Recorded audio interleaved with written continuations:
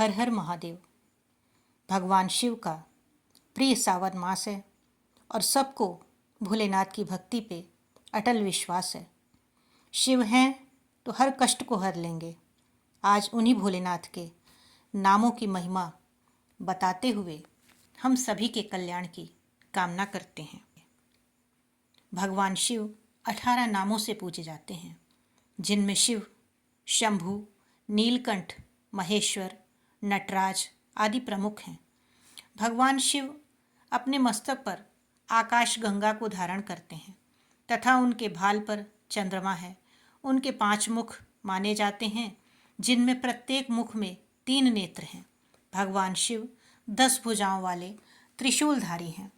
पुराणों में भगवान शिव के जिन 18 नामों का उल्लेख किया गया है, उनमें सबसे पहला नाम है शिव। शिव शंकर अपने भक्तों के पापों को नष्ट करते हैं। पशुपति उनका दूसरा नाम है। ज्ञान शून्य अवस्था में सभी पशु माने गए हैं। शिव इसीलिए पशुपति हैं क्योंकि वह सबको ज्ञान देने वाले हैं। शिव को मृत्युंजय भी कहा जाता है।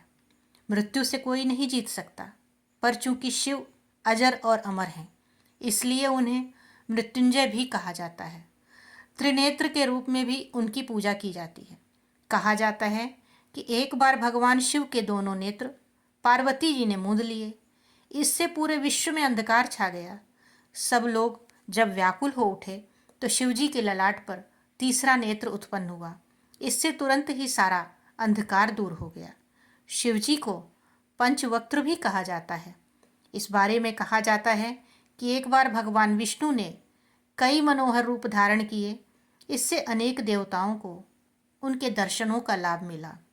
इसके बाद शिवजी के भी 5 मुख हो गए और हर मुख पर 3-3 नेत्र उत्पन्न हो गए।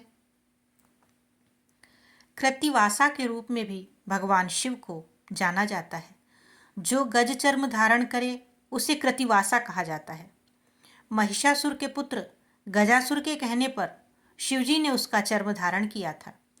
शितिकंठ के रूप में भी भगवान शिव की पूजा की जाती है।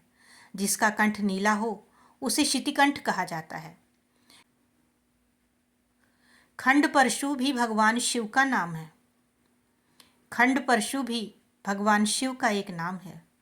कहा जाता है कि जिस समय दक्ष यज्ञ का ध्वंस करने के लिए भगवान शिव ने त्रिशूल को छोड़ा था, तो वह बद्रिकाश्रम में तपलीन नारायण जी को बेध गया। तब नर ने एक तिनके को अभिमंत्रित किया और उसे शिवजी पर चलाया। वह परशु के आकार में था। शिवजी ने उसके टुकड़े टुकड़े कर डाले, इसलिए उन्हें यह नाम मिला। इसके अलावा शिवजी को प्रमदाधिव, गंगाधर, महेश्वर, रुद्र, विष्णु, पितामह, संसार वैद्य, सर्वज्ञ, परमात्मा और कपाली के नामों से भी पूजा जाता है। इनके अलावा भारत भर में भगवान शिव के 12 ज्योतिर्लिंग हैं, जिनकी विशेष रूप से पूजा की जाती है। इनमें सोमनाथ, मल्लिकार्जुन, महाकाल या महाकालेश्वर, ओंकारेश्वर और अमलेश्वर, केदारनाथ, भीमशंकर, विश्वनाथ, त्रयंबकेश्वर, वैद्यनाथ धाम, नागेश्वर, रामेश्वरम और घुमेश्वरम आदि हैं। इन ज्योतिर्लिंगों की भक्तिजन विशेष पूजा अर्चना करते हैं और शिवरात्रि पर तो इन ज्योतिर्लिंगों पर भक्तों का तांता लगा रहता है। ब्रह्मा और विष्णु भगवान शिव में से ही उत्पन्न हुए हैं। एक बार भगवान शिव ने अपने वाम भाग के 10वें अंग पर अमृत मल दिया। वहाँ से एक पुरुष प्रकट हुआ। शिव ने उनसे कहा कि आप व्यापक हैं, इसलिए विष्णु कहलाए जाओगे।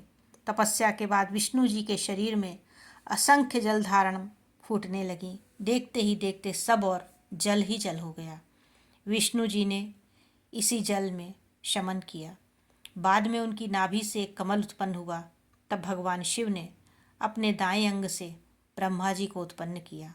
उन्होंने ब्रह्मा जी को नारायण की नाभि कमल में डाल दिया। तभी हैरत से विष्णु जी और ब्रह्मा जी एक दूसरे को देखने लगे। भगवान शिव ने कहा, मैं विष्णु तथा ब्रह्मा तीनों एक ही हैं। ब्रह्मा जी सृष्टि को जन्म दें, विष्णु जी उसका पालन करें तथा मेरे अंश रुद्र उसके संहारक होंगे।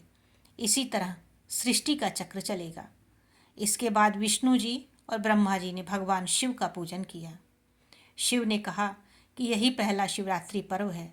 यहीं से मेरे निराकार और साकार दोनों रूपों में पूजा मूर्ति तथा लिंग के स्वरूप में होगी। भगवान शिव और पार्वती के विवाह का किस्सा भी बड़ा रोचक है। पार्वती ने इसके लिए कठोर तप किया। तप से प्रसन्न होकर आखिरकार भगवान शिव बूढ़े तपस्वी का रूप बनाकर पार्वती के पास गए। ब्राह्मण बनकर वह पार्वती के समक्ष जाकर शिवजी की बुराई करने लगे।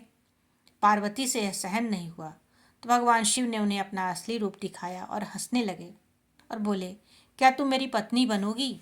पार्वती ने उन्हें प्रणाम किया और बोली, इसी संबंध में आपको मेरे पिता से बात करनी होगी। शिवजी ने तुरंत ही नटरूप धारण किया और पार्वती के घर जा पहुँचे। वहाँ पहुँचकर वह नाचने लगे। जब पार्वती जी के माता पिता ने उन्हें रत्न और आभूषण देने चाहे तो उन्होंने मना कर दिया और पार्वती को मांगने लगे। इस पर उनके माता पिता का क्रोध बढ़ गया और उन्होंने सेवकों से नट को बाहर निकालने को कहा, पर कोई भी उनको स्पर्श भी नहीं कर सका। इसके बाद शिवजी ने उन दोनों को अनेक रूपों में दर्शन दिए। इसके बाद भगवान शिव और पार्वती जी का विवाह संपन्न हुआ। आशा है आपको यह रोचक कथा अच्छी लगी होगी। कमेंट बॉक्स में हर हर महादेव अवश्य लिखें।